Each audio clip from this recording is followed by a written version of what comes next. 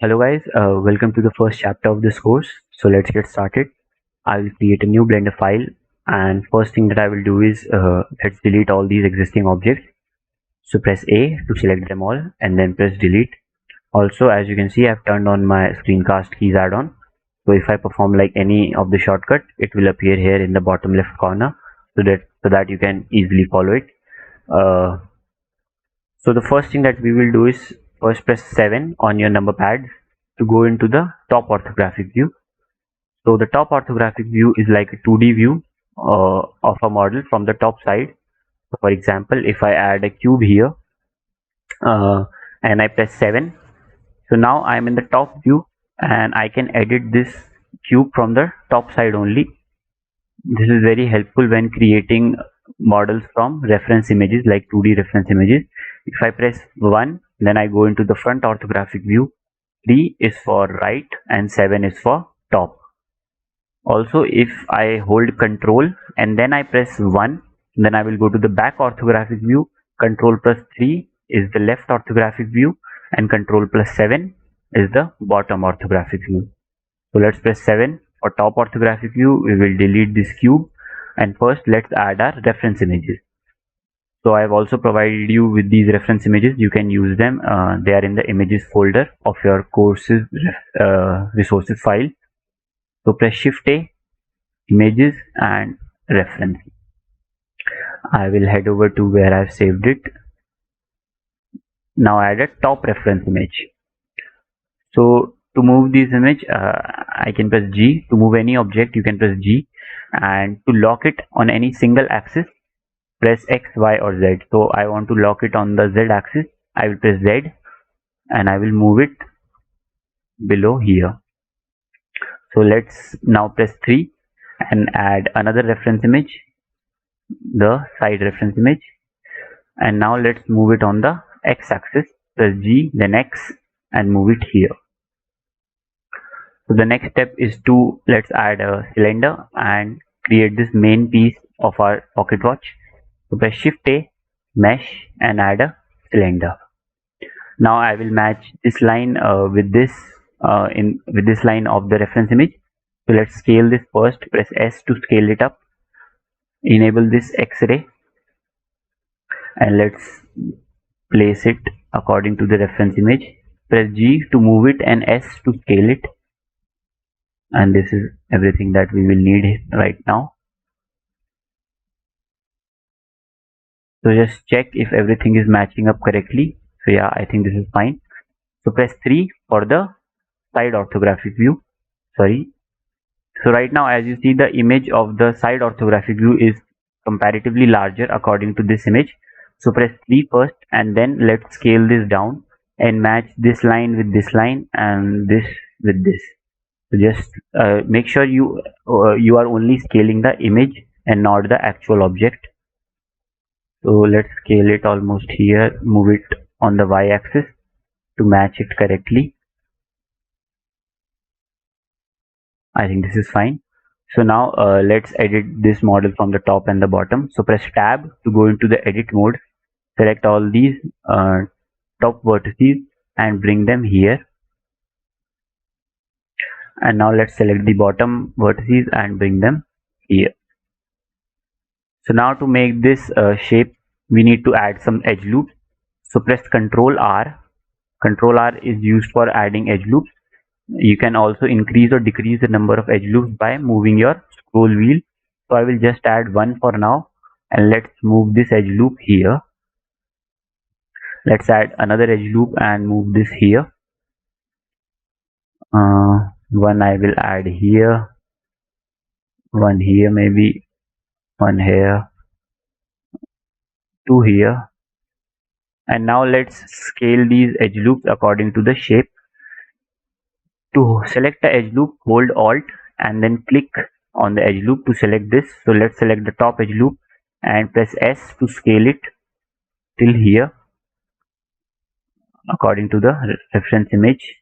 Now let's select this bottom edge loop, second edge loop, hold Alt and then select it, press S to scale it down till here. Let's add another edge loop here. here and scale it up, and one here and scale it down. Now I will do similar steps to just create this shape. So keep on selecting your edge loops and match them with the reference image. Add one more here, scale it up, add one here.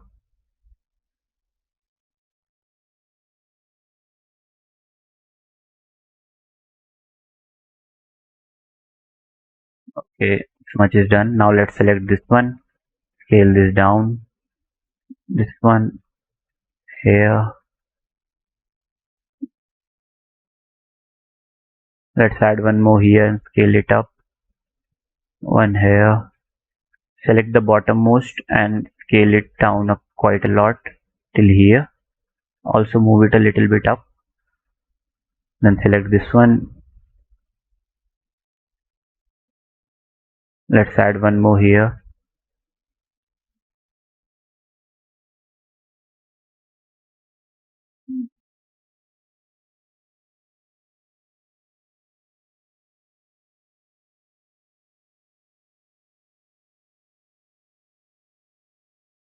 So I think the shape is now done.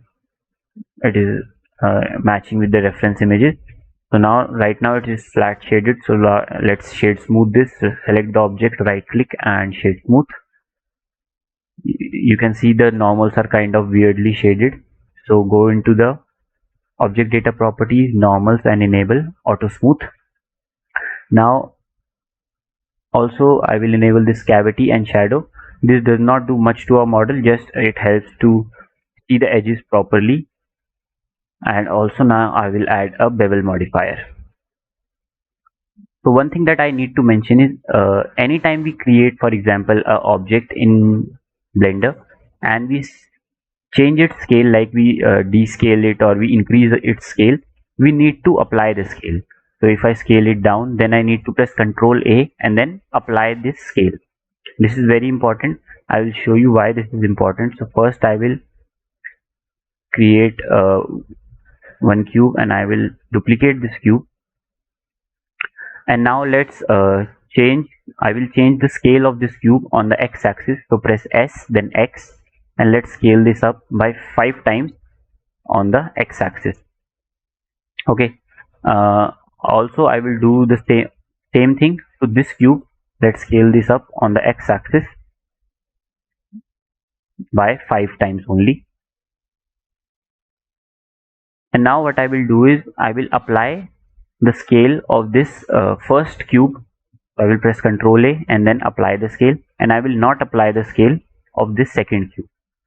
So now press Tab to go into the edit mode, and now let's press Ctrl B to bevel its edges. So now I press Ctrl B and you can see how this bevel is reacting. And now I will select this cube and now I will press Ctrl B again. And you can see how different the results are that we have got. On the cube that we have applied the scale, they are much more uniform and accurate from all sides. And on the cube that we have not applied the scale, this bevel is quite large and this bevel is quite thin in comparison. So this is the reason that we always need to apply our scales, because if we don't apply it, it can mess up with our properties and functions. So let's delete this both these cubes and select this object, and as soon as I apply its scale, you see how the I've already applied it. So let's apply the scale and add a bevel modifier. Also go into the shading tab and enable harden normals, and let's decrease the bevel a bit, almost here, and let's increase the segments, or maybe just leave them to 1 only. And the next thing that I will do is, right now as you can see, if I press 7, this is looking like very low poly. Right now we are not creating this model for like games or anything, so we do not have to make it low poly. Right now we are creating a high poly realistic asset, so we will make this smooth. So to make this smooth, let's just add a subdivision surface modifier, and as you can see, everything is now much better and smooth. I will change the render also to 1 only. We don't want it to be too much polygons. So now select this cube, press tab to go into edit mode, and now press 3 for the face select mode.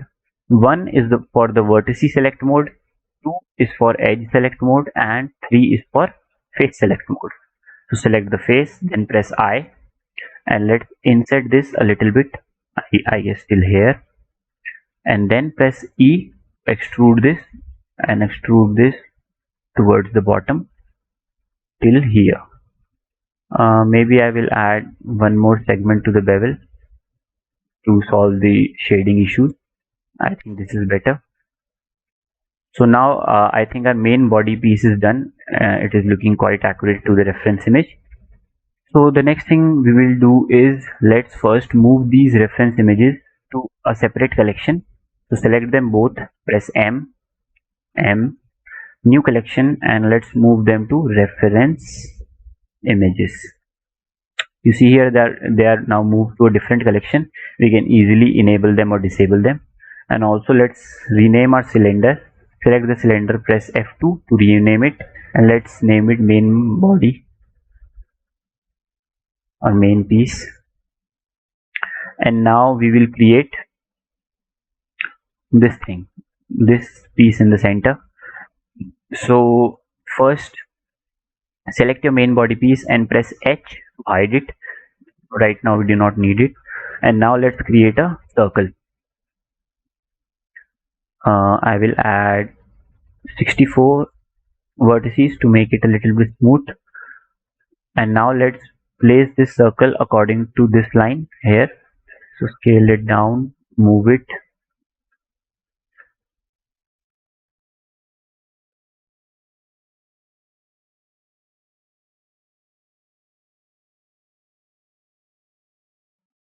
Okay, I think this is good. So now press tab to go into the edit mode, and press A to select them all, and then press F to fill the face. So now we have filled the face. Press Alt H to bring this hidden object back, and let's bring this a little bit at the top, and we don't want to see this space here, so let's scale this up till here. Bring this here almost. Okay, now what we want to do is we want to create, as you can see, these cuts or these holes in this piece. So to do that, there is a very simple method, so you guys should just follow me. So I will select this piece, and there is a very handy feature in Blender through which we can isolate our object. So if I select, for example, this object, and I press slash on my keyboard on the number pad, so you see I have isolated this object completely from the rest of the scene. So now I can easily edit it without any hindrance. For example, if there are a lot of objects in our scene, so it kind of becomes tough to work in any of the orthographic views. So you can just select any object, press slash to go into the orthographic view, and if you press slash again, then we will come out of the orthographic view. So I will select this image, and or maybe just this image and this centerpiece, and press slash to go into the isolation mode. Press 7, toggle the X-ray, and let's first create this cutout. So to do this, add another circle, or wait, maybe I will just duplicate this big circle. So to duplicate this, press Shift D and right click to cancel the movement. Right now it is like moving, so if I right click, it will move exactly to its this position only, like from which we have duplicated this object. So right click is to like cancel any kind of command. So for example, if I am moving this to here and I feel like I do not want to move this here, I will just right click and it will come back here only. So there are now two big circles, so I will press G and then Z to move it above here almost. Press 7 to go into the edit mode, toggle X-ray, and let's scale it down according to this smaller circle.